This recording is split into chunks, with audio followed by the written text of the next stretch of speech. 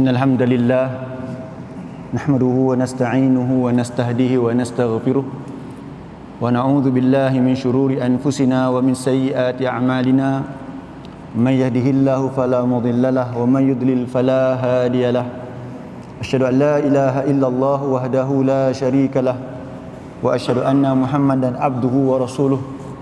Allahumma shalli wa sallim ala nabiyyina Muhammad wa ala alihi wa ashabihi wa man tabi'ahum bi ihsanin ila yaumiddin.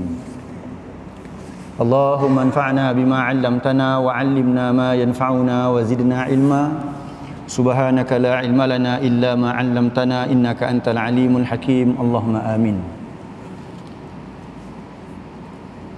Yang berusaha Tuan Pengerusi serta seluruh ahli jawatan kuasa kerja masjid Imam Syafi'i yang kita hormati lagi kita muliakan, ustaz-ustaz, ustazah-ustazah, tuan-tuan imam, tuan-tuan Bilal dan seterusnya seluruh muslimin muslimat, hadirin hadirat yang dikasihi sekalian. Alhamdulillah, kita bersyukur kepada Allah Subhanahu wa taala. Malam ini kita bertemu lagi untuk kuliah tadabbur Quran kita. Dan hari ini kita akan masuk ayat pertama daripada surah Al-Fatihah, iaitu yang kita panggil sebagai lafaz basmalah. Cuba tuan-tuan sebut lafaz apa? Basmalah. Jadi basmalah ni short form lah. Short form untuk lafaz-lafaz yang ada bismillah. Bismillahirrahmanirrahim ni terutamanya. Jadi short form dia apa? Basmalah. Itu tadi kita belajar tentang isti'azah ataupun ta'awudz. Itu bermaksud apa? Lafaz a'udzubillahi minasyaitonirrajim. Habis basmalah nanti hamdalah. Hamdalah pula apa dia? Alhamdulillahirabbil alamin dan yang lain-lain lagi lah.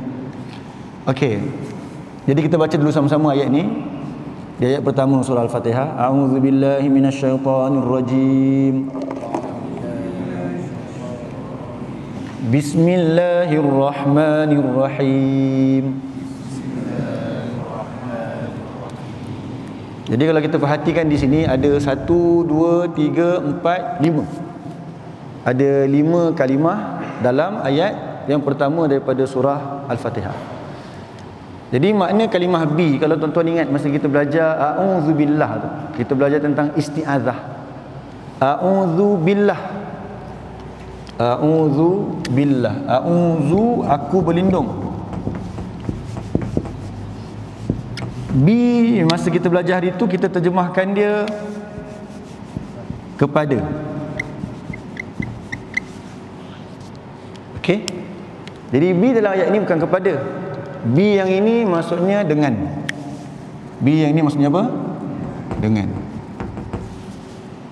Jadi dalam bahasa Arab kalimah bi ni dibagi kalimah walaupun dia satu huruf. Sebab kalau kita belajar bahasa Arab kita tahu kalimah terbagi kepada 3. Isim, fi'il, harf, kata tugas. Jadi bi ni dikira kalimah walaupun dia satu huruf sebab maksudnya adalah dengan. Dalam bahasa Arab kalimah bi tu dia ada 14 makna ataupun 14 fungsi. Kita tengok beberapa fungsi bi. Pertama yang inilah. Kita jumpa bi maksudnya kepada. Satu. Kemudian bi yang ni maksudnya dengan. Maksud bi dengan ni tuan-tuan cuba buka surah 2 ayat 60. 2 ayat 60.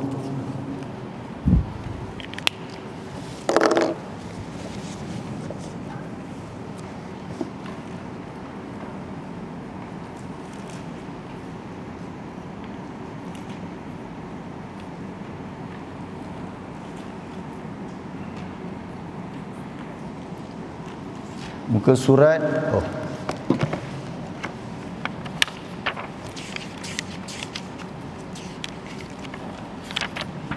9.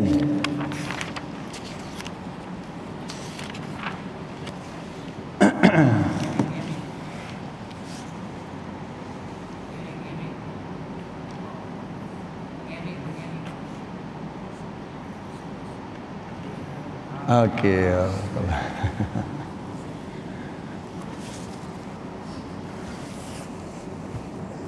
Tuan-tuan tengok dekat sini, ketika Nabi Allah Musa hendak memberi minum kepada kaumnya. Wa izis tasqa Musa. Jumpa tak? Muka surat 9 ayat 60. Jumpa saya cerita sikit kat ayat ni, kita nak bincang tentang bi tu. Wa izis tasqa Musa, dan ingatlah tak kala telah hendak memberi minum oleh Musa liqaumihi, untuk kaumnya. Fakulna, jadi Nabi Musa minta dekat Allah air.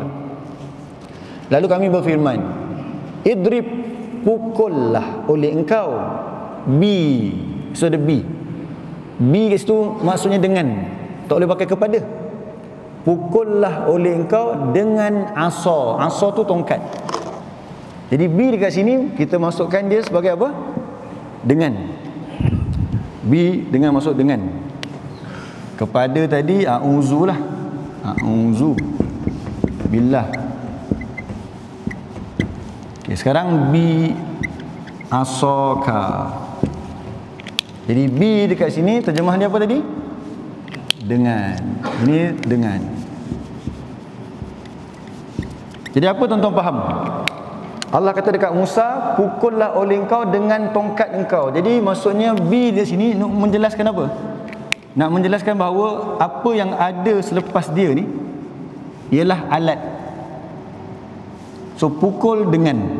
Pukul dengan. Jadi nak beritahu yang gunakan tongkat itu untuk pukul. Okey, ini sebab tu kita terjemah dengan. Cuba kita buka pula surah lain. Surah 5 ayat 6. Surah Al-Maidah ayat 6.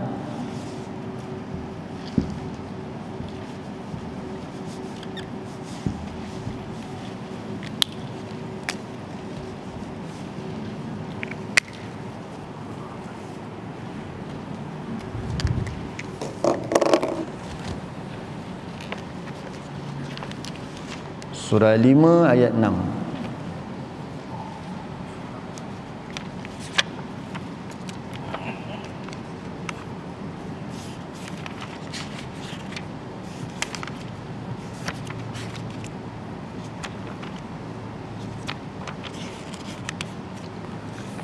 Ke surat 108.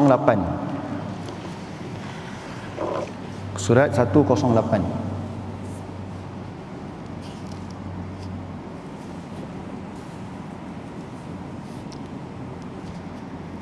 108. Jadi tuan-tuan tengok dekat atas tu dia tulis surah Al-Maidah, tepi dia tu dia tulis nombor 5. Maksudnya surah Al-Maidah adalah surah yang ke 5. Kita nak ayat 6. Ayat 6 atas sekali lah.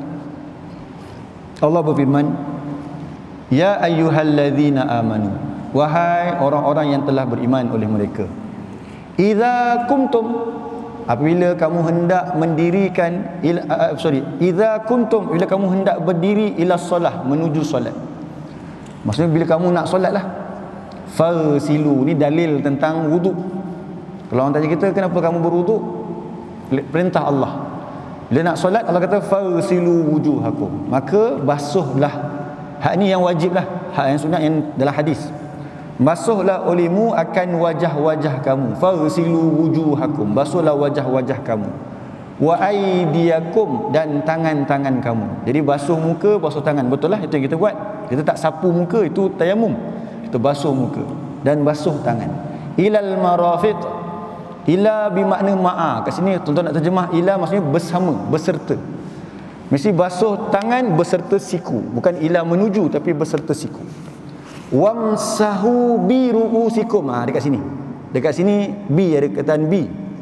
Wamsahu maksudnya dan sapulah. Okey, kita tahu anggota wuduk kita muka, tangan, kepala dan kaki. Yang basuh mesti muka, tangan dan kaki. Yang sapu apa? Kepala. Tuan-tuan jangan basuh kepala. Tuan-tuan tahulah dia dah besar. Kadang budak-budak anak-anak kita, dia wuduk habis lencun. Sebab apa? Dia basuh kepala. Orang sapu je. Tapi nak sapu banyak mana? Itu soalan dia. Sapu banyak mana? Kita belajar daripada kecil, sah sapu sebahagian kepala. Sebahagian. Okey, kenapa sebahagian?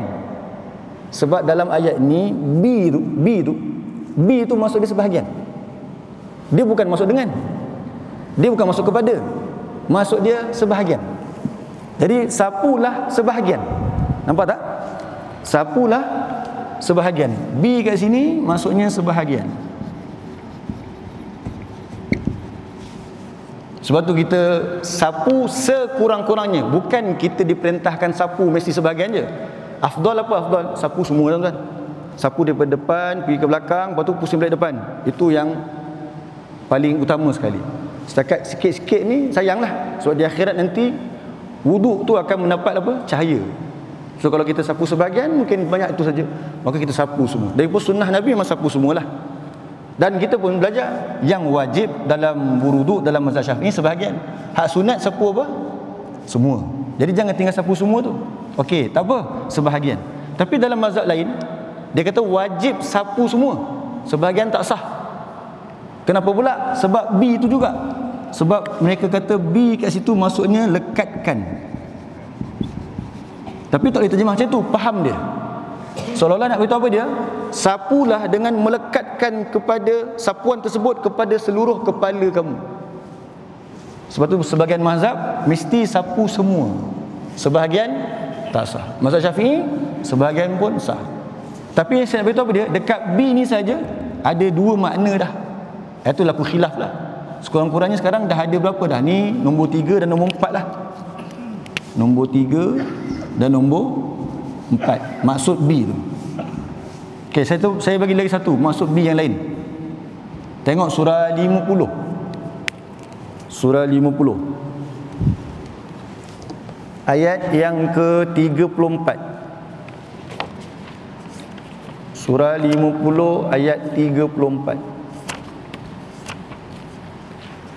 Muka surat 520. Bukan, 519.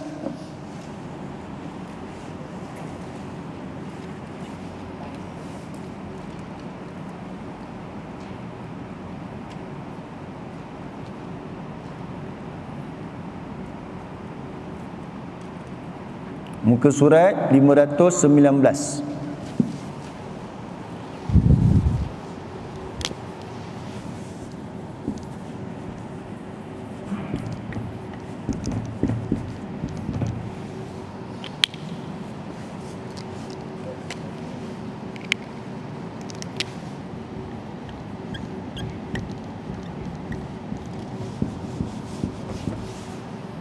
Baik, dalam ayat ini Allah kata kepada ahli syurga, Allah kata udkhuluha, masuklah olehmu akan syurga. Jumpa tak muka surat 519? Muka surat 519. Udkhuluha, masuklah olehmu akannya, maksudnya masuk syurga. Bisalam. Okey, di sini dia terjemah dengan sejahtera. Tetapi dengan yang dekat sini tak sama dengan yang nombor 2 tadi. Dengan yang sama terjemah dia dengan, tapi faham dia tak sama. Sebab apa? Sebab yang nombor 2 tadi tuan-tuan, Allah perintahkan Nabi Musa untuk pukul dengan tongkat. Kita faham dengan tu apa dia? Menggunakan. Tetapi untuk ayat 34 ni tak boleh faham menggunakan. Bukannya masuk syurga menggunakan salam. Tetapi dengan kat sini maksudnya bersama, beserta kesejahteraan. Masuk syurgalah bersama-sama kamu tu, nanti kamu dapat salam. Macam contoh saya bagikan perbezaan. Contoh saja, saya datang dengan Aiman. Contoh saya datang dengan Aiman. Satu lagi, saya datang dengan bas sekolah. Ataupun okey, saya datang dengan bas sekolah. Sama tak dengan dulu tu? Tak sama kan? Yang saya datang dengan Aiman maksud dia apa? Bersama. Dengan kat situ bukan maksud saya naik Aiman tu. Dengan tu bersama. Saya datang dengan bas sekolah, maksudnya dengan tu saya menggunakan bas sekolah. Jadi dengan kat situ tak sama. So di sini saja tuan ada 5 perbezaan dengan. Yang pertama ni bermaksud kepada ni, bahasa Arab sebut sebagai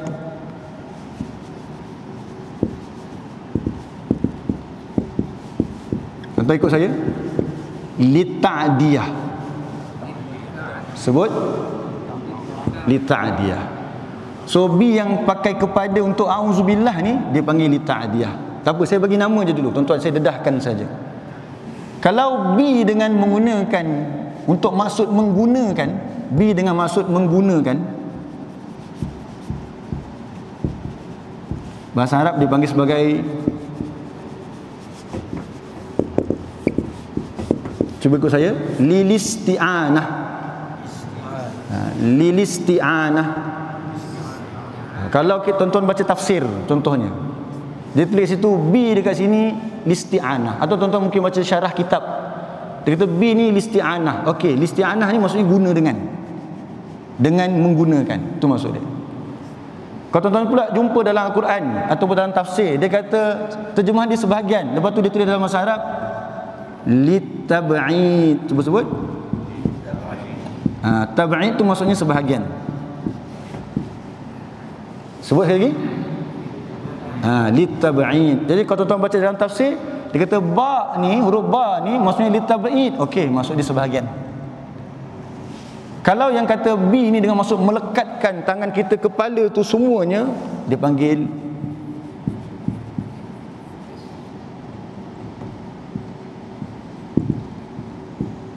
cuba sebut dengan saya, lil ilsaq. Sekali lagi, lil ilsaq. Okey, banyak ni nama, tak adalah saya nak suruh hafal tuan. Tapi habis surah Fatihah ni, borak dengan Datuk, kita buat exam sikit lah. Best kan, belajar ada exam. Okey, gurau saja. Okey, yang seterusnya bisalamin ni dengan maksudnya bersama. Dia bukan menggunakan tapi bersama, beriringan. Bahasa Arab panggil lil musahabah. Sebut lil musahabah. So ada berapa kat sini kita bagi? 1, 2, 3, 4, 5. Ada lagi satu yang penting. Tuan-tuan buka kejap surah 2 ayat 10. Surah 2 ayat 10 ni penting. Saya kena tambah nombor 6. Saya letak kat sini nombor 6 dia. 2 ayat 10.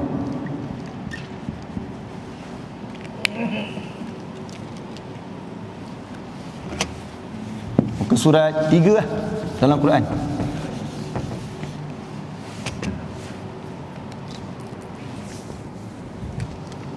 Dekat ujung dia.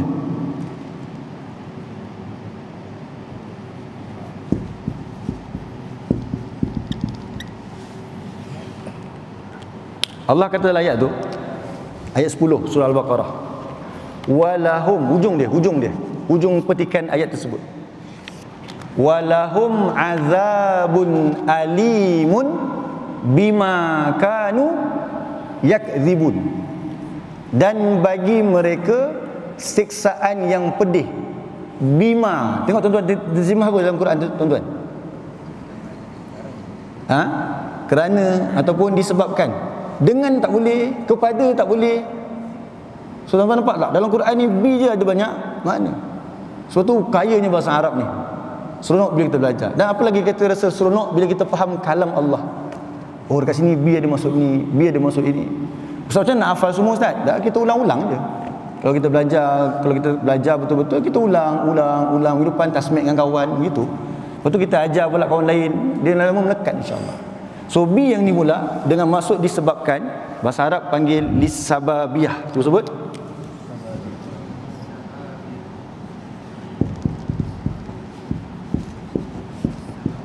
sebab. B ni disebabkan. Okay, kenapa saya terangkan semua ni? Ya, supaya kita betul-betul faham Bismillahirrahmanirrahim ni. Sebabkan kita dah sebut dah masa kuliah awal-awal dulu, apa maksud tadabbur. 2 poin penting. Bila kita tadabbur, pertama mesti baca sampai duburul ayah. Mesti baca sampai hujung ayat. Dubur, tadabbur lahir perkataan dubur. So kita nak baca satu persatu ayat ni, kita faham makna yang sebenar dia dengan semampu kita boleh lah. Lepas tu kita nak apa? Tadbir. Apa tadbir? Urus. Lepas dah faham bismillah ni punya makna, kemudian kita nak apa? Laksanakan apa tuntutan yang ada pada bismillah. Macam kita bincang isti'azah itu. Yang last tu lah. Yang last tu apa dia? Macam mana saya nak jadi orang yang dipelihara oleh Allah daripada syaitan. Kena jadi orang yang beriman dan bertawakal. Jadi kita bertindaklah sebagai orang yang beriman dan bertawakal. Belajar lagi, tambahkan ilmu, beramal lagi supaya jadi orang beriman. Itu tuntutan daripada a'udzubillah. Sekarang bismillah pula. So bismillah ni kita terjemah dengan. Nak terjemah B tu kepada sini tak kena. Yang kita belajar daripada kecil dulu memang maksud dia dengan. So dekat sini saya bagi ada 6 ni. Ada 6 kan? 1, 2, 3, 4, 5, 6. Sebenarnya lagi berapa? Lagi 8. Cukuplah 6 ni. Yang mana satu yang sesuai? Nampaknya ada 2. Satu di sini, yang bisalamin ni dengan yang ni, dan juga yang nombor 2 ni. Kalau bisalamin dengan tu maksudnya berserta. Tadi beserta. Lil musahabah ni berserta. Kalau bisokan ni maksudnya menggunakan. Sekali kita akan buat final dia pun. Nak pakai B ni seolah macam kita gunakan nama Allah ke ataupun nak sertakan nama Allah. Sebab B ada maksud 2. Banyaklah, tapi yang terjemahannya dengan tu ada 2. Sama ada dengan bermaksud menggunakan ataupun dengan maksud bersama. So kita pun tak pasti lagi sekarang ni. Dengan nama Allah ni adalah bersama nama Allah ke ataupun menggunakan nama Allah. Sekali kita finalkan lah. Baik. So itu maksud dengan. So persoalan dia sekarang sama ada dia isti'anah atau musahabah. Jadi kita biarkan dulu. Sekarang pergi kepada ismi pula. Ismi kalau kita tulis, kita pisahkan kalimah B dengan ismi, ejaan dia mesti ada hamzah wasal. Macam ni.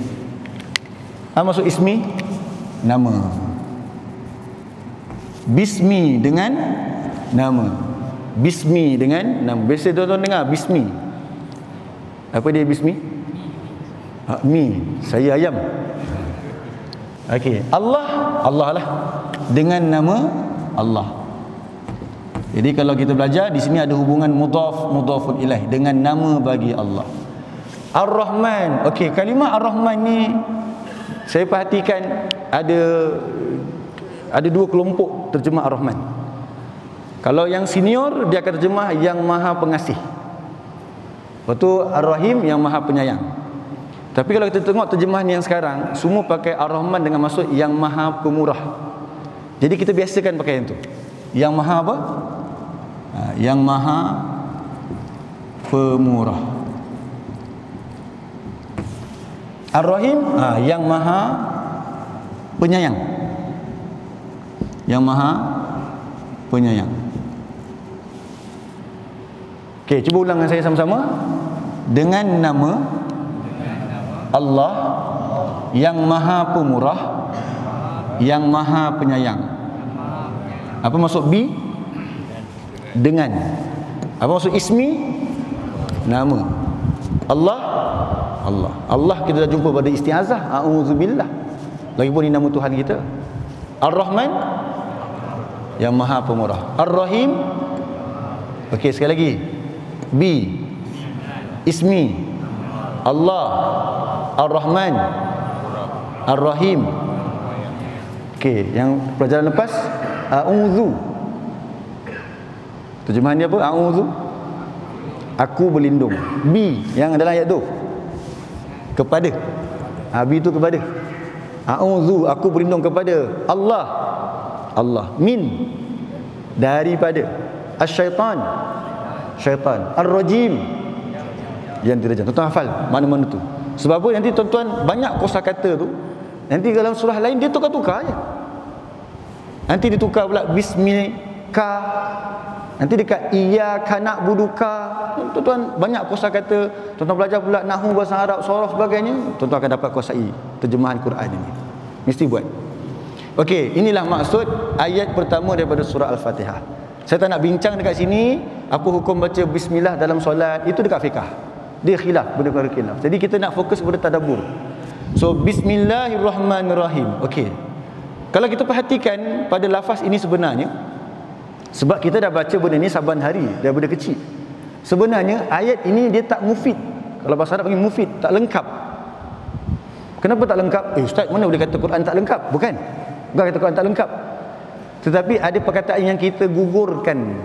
Contoh, kalau kita nampak budak tengah main basikal tengah jalan, lepas tu ada kereta nak lintas, kita cakap apa?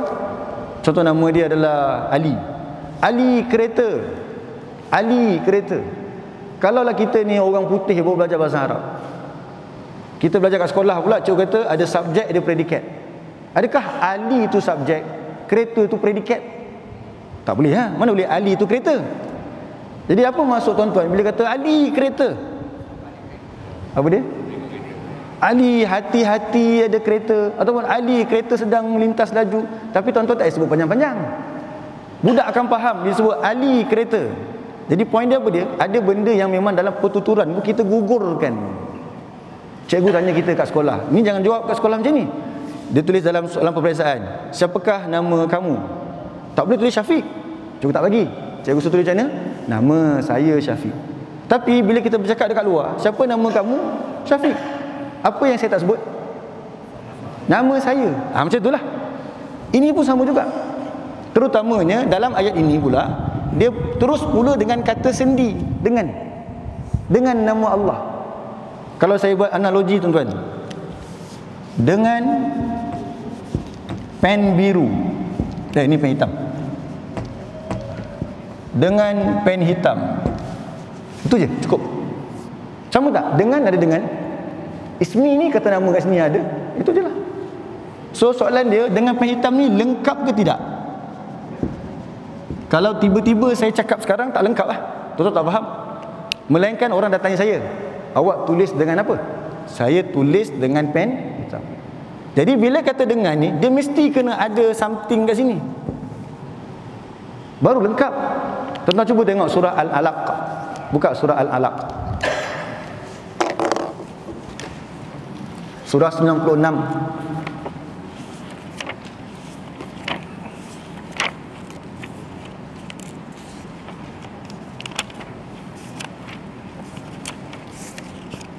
Okey, jadi bahagian terjemahan kita dah selesai dah. Sekarang nak pergi kepada kefahaman ayat dulu. Lepas tu baru kita hayati dan tadabbur ayat dia. Muka surat 597.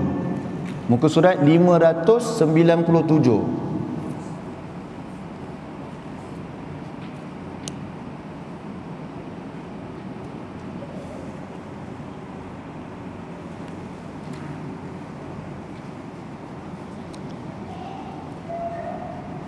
Ayat pertama, apa firman Allah? Iqra. Betul? Iqra. Lepas tu ada apa? Bismi. Sama tak? Ada beza sikit je, iaitu apa? Dalam ayat pertama surah Al-Alaq dibubuh hamzah wasal. Bismi tu ada hamzah wasal. Dalam basmalah yang kita baca untuk pembuka surah, dia gugurkan hamzah wasal. Itu penulisan lah, kita tak perlu bincang kat situ. Tapi sebenarnya sama je, bismi sama. Tetapi tengok ayat ni lengkap, sebab depan dia ada kata kerja Iqra. Bacalah. Baru kita nampak, bacalah dengan nama Tuhan kau. Nampak tak jelas ayat tu? Jelas. Sebenarnya tuan-tuan, yang itu tak jelas. Kalau jelas, dia mesti ada dekat sini. Ni, di sini. So, untuk nak bagi faham apa yang hilang dekat sini, tuan-tuan kena tahulah apa motif atau tujuan kita sebut nama Allah. Bila kita sebut nama Allah, tuan-tuan? Bila kita sebut nama Allah?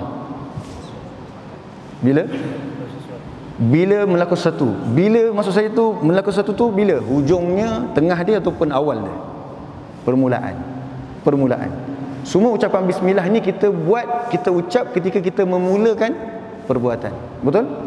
Allah suruh kita baca Quran dengan nama Allah. So nak baca Quran mesti bismillah. Macam tu. Nabi juga kata, siapa yang bila dia kita ada bincang masa istiazah itu. Kalau kita tanggal pakaian, baca bismillah, syaitan tak akan nampak aurat kita. Jadi sebelum nak tanggal tu, bismillahirrahmanirrahim dulu, lepas tu baru tanggal. Nak makan pun sama juga. Kalau kita makan tak baca bismillah, syaitan akan kongsi makanan kita. Kita pun baca bismillah, makan. Atau bismillahirrahmanirrahim, kita makan. Jadi kita nak berwuduk pun sama juga, tuan-tuan. Nak berwuduk pun baca bismillah juga. Senang kata, semua perbuatan yang kita harapkan dia kebaikan mesti baca bismillah. Saya minta maaf sebut sebagai contoh untuk nak bagi nampak. Kalau kita smoking kena baca bismillah tuan. Okey, tak perlu. Jadi tuan-tuan boleh fikir panjang sikit lah kenapa saya bagi contoh ni. Kita muhasabah, kadang mungkin kita nak berhasrat nak berhenti dah. Jadi KKM pun diletak, siapa nak berhenti scan, dah scan 10 kali dah ustaz, tak berhenti juga. Tak apa. Sekarang kita fikir balik, kalau aku tak baca bismillah, kenapa kat sini tak baca bismillah? Oh, kurang keberkatan ataupun tak ada keberkatan. Di situ kita fikirkan dia punya faedah dia. Saya selit sikit lah. Okey, jadi kesimpulan dia, semua perbuatan yang kita nak mulakan, kita akan baca bismillah. Jadi, tuan-tuan cuba bayangkan, kalau kita yang orang yang bertutur bahasa Melayu ni, tuan-tuan nak kena terjemahkan dengan lengkap. Aku mulai makan dengan nama Allah. Bahasa Arab boleh? Saya boleh ajar sekarang. Tapi kalau makan, saya boleh ajar sekarang. Selagi nak tukar baju, takkan nak ajar lagi. Selagi nak masuk tandas, nak ajar lagi. Jadi kan payah. Kalau ikutkan semua, tuan-tuan kena sedar. Kalau makan, aklan. So kita kena kata macam ni, abtadi'u aklan. Aklan maksudnya makan. Abtadi'u ni maksudnya aku mulai. Cuba ikut saya. Abtadi'u aklan, maksudnya aku mulai makan. Sebab kita nak baca bismillah sebelum kita mula makan. Nampak? Kalau kita nak buat nak minum, syurban, abtadi'u syurban. Okey, hari ni saya ajar 2. Nak ajar lagi banyak perkataan, tuan-tuan. Jadi jenuh tak? Nak tanggal pakaian apa pula Ustaz? Tak siap kerja kita. Memang tak baca bismillah kita. Jadi Allah tu kan maha bijaksana. Dia tahu kita nak buat apa dengan bismillah ini. Jadi sebab tu masa nak mula perbuatan tu bismillah.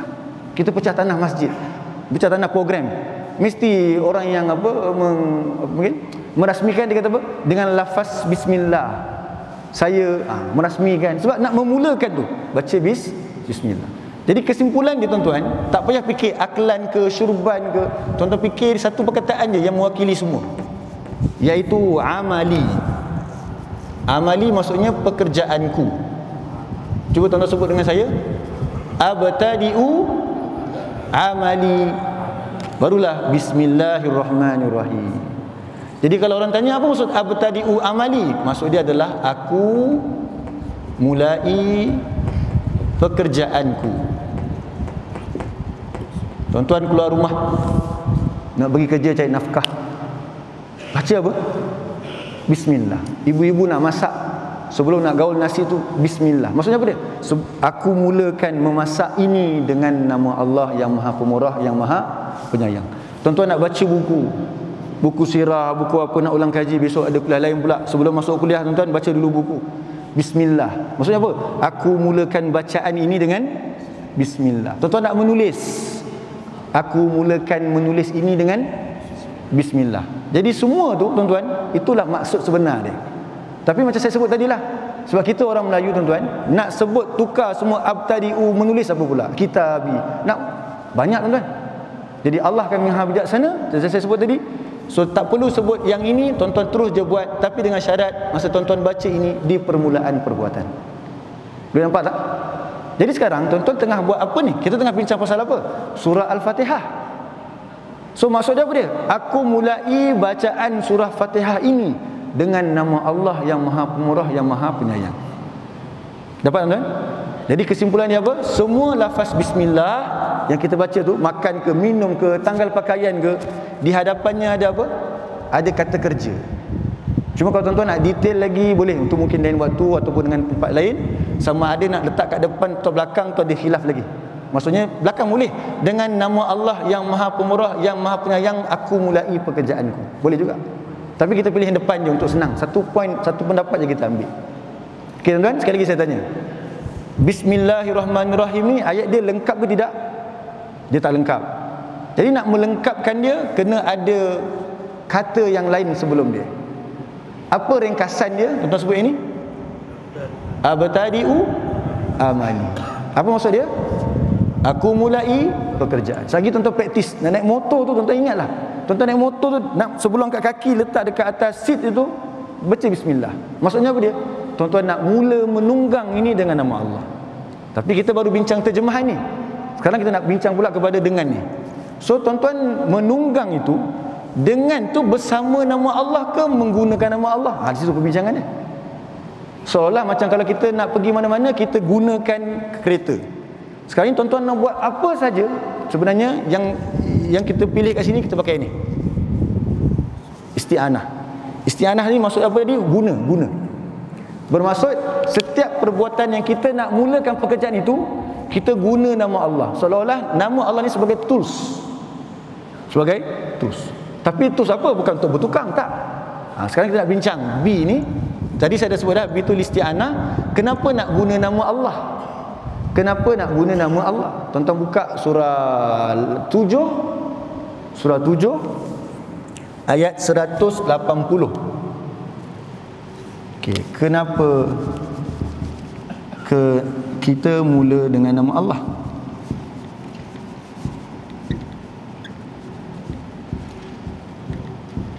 Surah 7 180.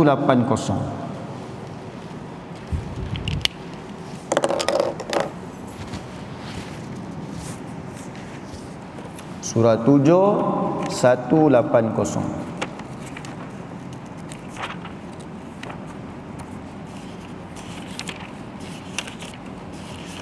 Ini ke surat 174.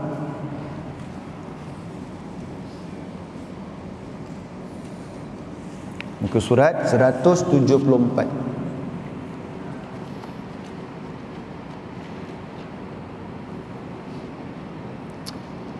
Jadi kenapa kita mulakan pekerjaan kita dengan nama Allah?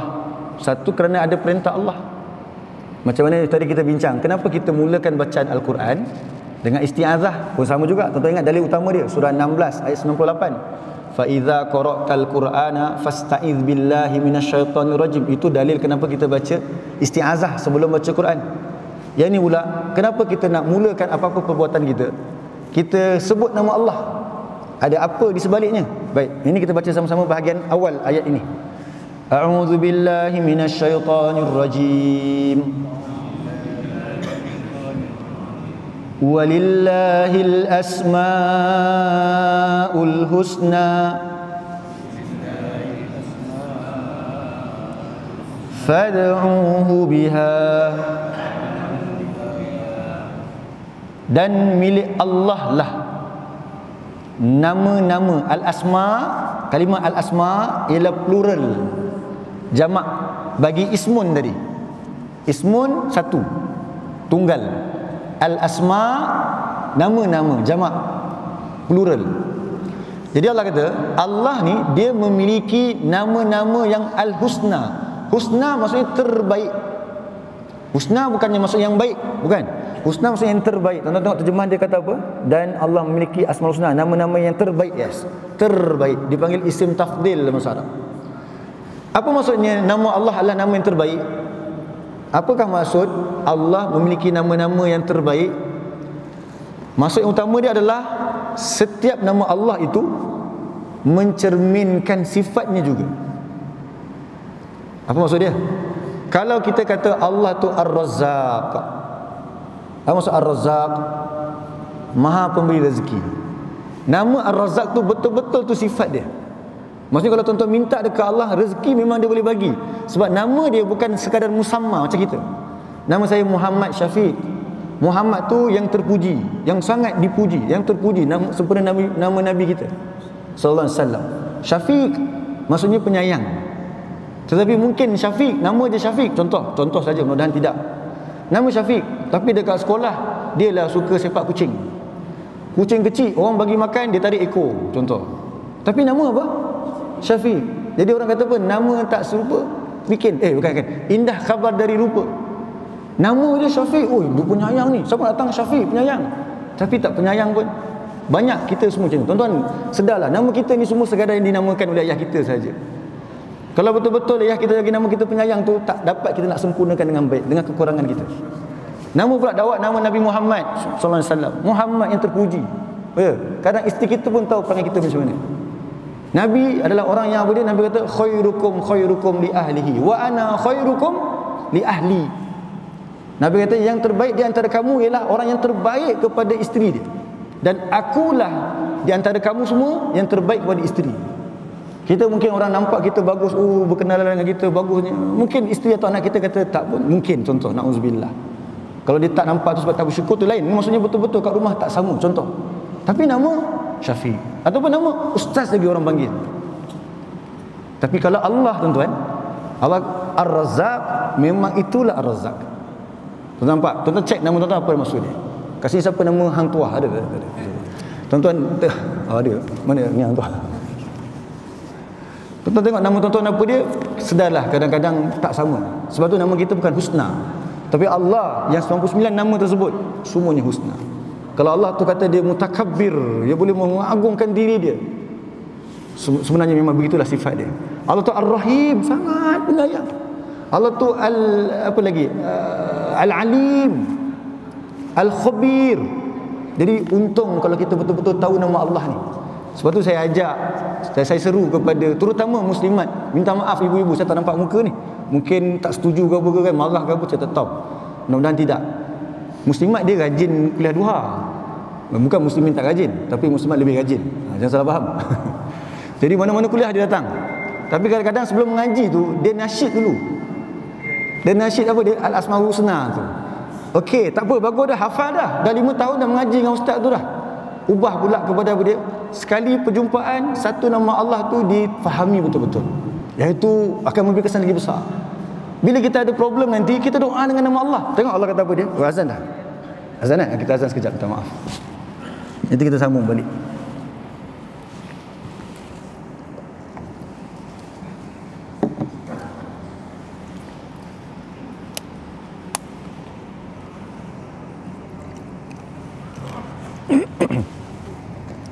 Bismillah.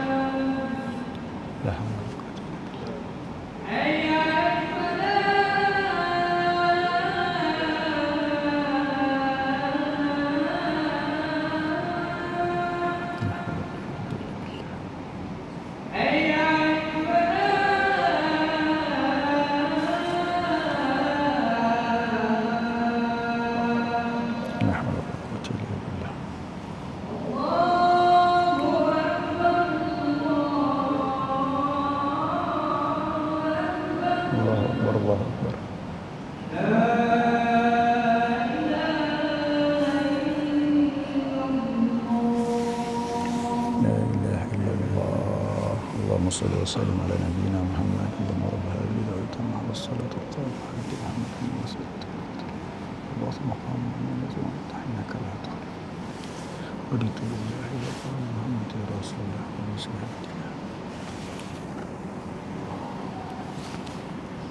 Bismillah, alhamdulillah, wassalatu wassalamu ala rasulillah wa ba'd. Sambung tuan-tuan, tengok balik surah Al-A'raf ayat 180 tadi. Dan bagi Allah lah nama-nama yang indah. Jadi apa maksud nama-nama yang indah tu? Setiap nama Allah yang kita tahu, yang 99 tu, bahkan sebenarnya lebih lagi, semuanya adalah mencerminkan sifat dia. Jadi kalau kita macam tu ke? Tak. Kita ni takut apa? Indah khabar dari rupa. Khabar ni nampak nama ini, nama ini, nama ini, tapi bila datang tak serupa pun. Semoga Allah ampunkan kita. Okey, kenapa dengan nama Allah itu? Ni Allah perintahkan. Dan milik Allah lah nama-nama yang indah, fad'uhu biha. Inilah poin dia. Maka berdoalah oleh kamu dengannya. Allah kata nama Allah tu, Allah suruh kalau kamu nak berdoa dengannya. Apa maksud dia? Gunakan nama Allah. Tuan nampak? Jadi macam mana kita nak apa orang kata? Macam mana kita nak amalkan ayat ini? Allah kata Allah memiliki nama-nama indah, maka bila nak berdoa, berdoalah dengan namanya. Jadi tuan cuba balik kepada ayat ni yang kita baca ni. Bila kita nak mulakan pekerjaan, tuan-tuan, setiap permulaan pekerjaan tu, tuan-tuan, ada tak harapan dan doa? Tuan-tuan pergi kerja contohnya, apa harapan ataupun doa tuan-tuan kepada Allah pergi kerja tu? Yang naik motor keselamatan, hatta naik kereta sekalipun tak tahu apa jadi dan sebagainya. Ataupun dalam pejabat mungkin ada fitnah, mungkin fitnah syahwat, fitnah sebagainya. Anak-anak kita pergi sekolah, tuan-tuan, kita nak makan, contoh makan, ada tak harapan masa makan? Ada. Apa harapan kita masa makan? Nak sihat. Bila nak sihat untuk apa? Supaya aku boleh lebih beribadat.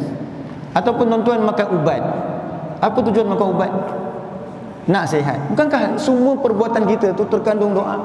Sebab tu saya contoh balik tadi, minta maaf sekali lagi, boleh? Contoh tadi tu. Okey. Masa contoh isap rokok, tuan-tuan minta apa dekat Allah? Itu tuan-tuan fikir. Tak sesuai lah kan? Jadi kita gelak-gelak sikit, tapi faham tuan-tuan. Jadi nak baca bismillah tak kena tu. So Allah kata apa dia? Allah ada nama-nama yang indah. Tuan-tuan, tuan-tuan ada masalah. Tuan-tuan ada masalah besar. Apa dia? Contoh, kereta rosak, duit tak cukup, mak pula sakit. Kadang-kadang Allah uji begitu. Lepas tu pula mungkin yelah sampai mungkin bekal kat rumah tak cukup, nak minta ke orang kita segan. Tuan-tuan macam nak minta tolong dekat Allah ketika itu? Allah kata sebut nama dia, guna nama dia. Antaranya yang Nabi ajar tu, cuba tuan-tuan ikut saya. Ya Hayyu Ya Qayyum bi rahmatika astaghith aslih li sya'ni kullah wala takilni ila nafsi tarfata ain. Ini zikir pagi petang. 2-3 kuliah lepas saya pernah sebut juga doa ni. Tuan-tuan kena amalkan doa ni. Tengok permulaan doa ini Nabi ajar, sebut nama Allah. Ya Hayyu Ya Qayyum. Jadi nama Allah tadi apa dia? Kategori apa? Al-Asmaul Husna. Nama yang indah. Tuan-tuan ada masalah, tuan-tuan. Saya minta contoh. Orang yang paling, kalau masalah tu berkaitan dengan masyarakat dan sebagainya, kita kata adun untuk ahli parlimen. Tapi ada waktu dia tidur. Bukan dia tidur. Dia tidurlah sebab dia manusia. Tak boleh dah pukul 4 pagi ke, kena tahu juga keadaan dia. Tetapi kita ada yang dia sentiasa hidup. Al-Hayyu. Lepas tu pula kadang-kadang kita minta dah dekat dia, dah 5 bulan dah tak approve lagi, sebab mungkin dia kena hantar dekat atas lagi. Tapi kita ada Al-Qayyum. Qayyum maksudnya yang terus menerus menjaga urusan. Qayyum tu terus jaga. Tuan-tuan ada masalah, Ya Hayyu Ya Qayyum bi rahmatika astaghis, dengan rahmat engkau, dengan kasih sayang engkau, dengan belas kasih engkau, aku mohon pertolongan. Nampak? Allah kata bila kamu nak berdoa kepada Allah, sebut nama Allah. Nama Allah ni sangat besar. Kalau saya bagi analogi lah, orang-orang Grebel ni contoh dia buat kelakang kita. Orang pergi Kelang minggu depan, atau kita orang Meru, contoh, saya bukan ni contoh. Adik kita pergi Meru, okey tak apa. Datang Meru, kalau ada orang kacau, sebut nama Along 3 kali. Haji. So maksudnya nama pun dah cukup, orang gentar dah. Kira orang nak pau dia kat stesen bas tu, abang saya Syafiq. Contoh je lah, tak siapa pun Syafiq tu. Tapi sekarang ni bila kita ada masalah, kita sebut nama Allah, besar. Al-Asmaul Husna, nama dia tu mencerminkan sifatnya. Kalau ada masalah dengan rezeki, Ar-Razzaq, minta kepada Ar-Razzaq, bukan minta kepada orang dulu. Sebab tu golongan salaf dulu, selipar putus dia ajar anak dia minta dulu dekat Allah. Selipar putus benda remeh je, garam kat rumah habis, minta dulu dekat Allah. Kita tak buat. Antara sebab tak buat apa, satu tak diajar. Benda ni pendidikan, tak diajar, tak diamalkan. Sekarang tuan-tuan, setiap perbuatan kita mulakan dengan nama Allah. Tujuan dia apa tadi? Berdoa. Tuan-tuan naik motor nak pergi kerja, supaya apa dia? Supaya Allah berkati, Allah pelihara. Betul kan? Tuan-tuan makan supaya sembuh, sebut apa? Bismillah. Sebab tu saya kurang setuju. Mungkin tuan-tuan tak setuju, boleh beritahu, boleh bincang kemudian. Ada orang bagi tips, ibu-ibu boleh dengar ni. Kadang-kadang ada orang bagi tips, kalau nak mula masak supaya anak-anak tu suka kat rumah, suami suka makan kat rumah daripada makan kat mamak, contoh je lah. Jadi dia kata apa, nanti nak basuh beras tu, masa nak gaul beras itu pusing arah tawaf tawaf Kaabah dia kata. Ini petua, dan kita pun tak tahu betul atau salah. Tapi tadi Allah kata apa dia? Allah ada nama-nama yang indah. Salah satu nama Allah adalah Ar-Rahim. Ar-Rahim tu Maha Penyayang. Kalau tuan-tuan Al-Wadud, nama Allah tu Maha kasih sayang juga. Kita nak minta supaya anak kita sayang kita, suami kita sayang kita, mintalah kepada dia. Jadi macam mana cara ibu nak buat kerja nanti? Sebelum nak basuh beras tu, baca bismillah. Sangat besar. Jangan rasa remeh dengan bismillah. Jangan rasa macam bismillah je. Kadang-kadang orang cakap begitu. Macam doa makan tuan-tuan, Nabi kata samillah ya ulam, baca bismillah. Kalau dia terlupa baca Allahumma barik lana pun tak ada masalah lagi. Yang penting baca bismillah. Sebab tu sampai Nabi kata kalau terlupa baca lagi lepas tu bismillahi awwalahu wa akhirahu, baca juga bismillah. Sebab besarnya nama Allah. Tuan-tuan tengok surah Al-Fatihah, mula-mula lagi dah ajar kita mengagungkan Allah. Jadi kalau tak kenal maka tak cinta.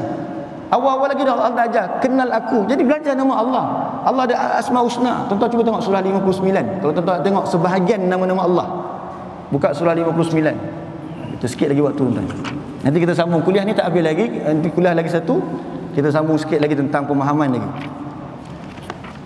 InsyaAllah. Surah 59 ayat yang ke-23, muka surat 548. Beberapa nama Allah, sebahagian kat sini ada. Surah 59 ayat 23-24. Tu juga tuan-tuan bilang sendiri. Muka surat 548. Mula daripada 22 tu. Tapi tak apalah, 23 pun tak apa, sebab kat bawah tu nama dia penuh. Tuan nampak Allah sebut apa dia? Allah perkenalkan kepada kita siapa dia. Muka surat 548. Tuan-tuan kira sama-sama dengan saya. Berapa nama Allah Allah sebut sini? Huwallah. Satu dah Allah tu. Huwallah allazi la ilaha illa huwa. Tiada sebarang Tuhan yang layak diabdikan diri melainkan dia. Satu tadi Allah. Yang kedua Al-Malik. Tuan-tuan sebut dalam Qul a'udzu birabbin nas malikin nas. Tuan-tuan berdoa kepada Allah, isti'azah daripada gangguan syaitan yang mewaswaskan kita dengan sebut nama Allah. Maksudnya dalam isti'azah kita belajar, dalam surah An-Nas tu Allah ajar nama dia untuk kita berdoa kepada dia. Walillahil asmaul husna fad'uhu biha. Allah ada nama-nama yang indah, berdoa, minta menggunakan nama dia. Jadi kena faham makna dia. Malik, raja. Lepas tu Al-Quddus. Berapa banyak bila sebut raja orang kata zalim. Bukan semoga Allah rahmati raja-raja kita, tapi secara umumnya orang kata raja zalim kalau dulu-dulu. Raja bengis. Tapi Allah tu Al-Quddus, raja yang maha serba bersih, suci, Al-Quddus. Yang ketiga apa dia? As-salam. Tuan-tuan lepas solat tuan-tuan kata apa dia? Allahumma antas salam wa minkas salam. Itu doa nama Allah tu. Ya Allah, engkau lah as-salam. Allah sebut ni as-salam. Al-mu'min, yang pemberi keamanan. Setiap kali Jumaat khatib akan doa, semoga Allah berikan keamanan dekat negeri Perak kita ni. Itu semua nama-nama Allah. Al-Muhaimin, Al-Aziz, Al-Jabbar, Al-Mutakabbir. Subhanallah amma yushrikun. Huwallahul khaliqu, Al-Bari'u, Al-Musawwir. Ini sebahagian daripada nama-nama Allah. Lahul asmaul husna. Bagi dia lah semua nama ini, nama yang begitu indah. Jadi apa yang Allah perintahkan kita terhadap nama dia? Fad'uhu biha. Berdoalah kamu menerusi nama dia. Tuan-tuan, balik kepada bismillah yang kita belajar. Tiap kali kita mulakan perbuatan, tuan-tuan ada harapan tak? Tuan-tuan makan ubat nak apa? Nak sembuh. Jadi nak buat macam mana kalau tuan-tuan nak sembuh? Sebut nama Allah. Tuan-tuan makan tu supaya sehat, jangan ada penyakit. Sebut nama Allah. Tuan-tuan tanggalkan pakaian, tak nak syaitan nampak aurat kita. Sebut nama Allah. Begitulah kehidupan kita seterusnya. Jadi saya tak langsung dia akan mengajar kita apa? Untuk membuat satu benda yang mesti yang Allah berkat. Yang Allah tak berkat, tergamak tak nak baca bismillah? Curi roti contoh. Tapi bukan kedai Melayu, kedai orang bangsa agama lain. Tak apa, kadang nakal masa kecil ni tu.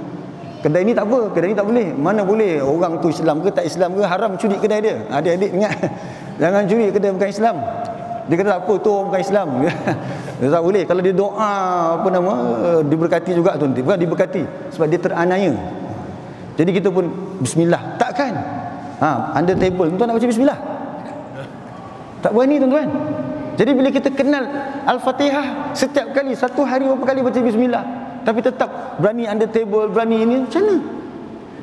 Tuan-tuan, di sini aku anda ajar kita untuk apa dia? Setiap perbuatan mesti harapkan keberkatan.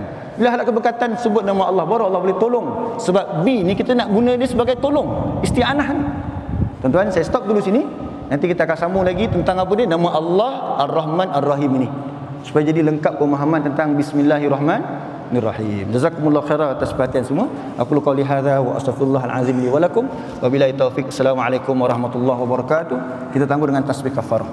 Subhanakallahumma wa bihamdika asyhadu an la ilaha illa anta astaghfiruka wa atubu ilaik. Jazakumullah khairan atas perhatian semua.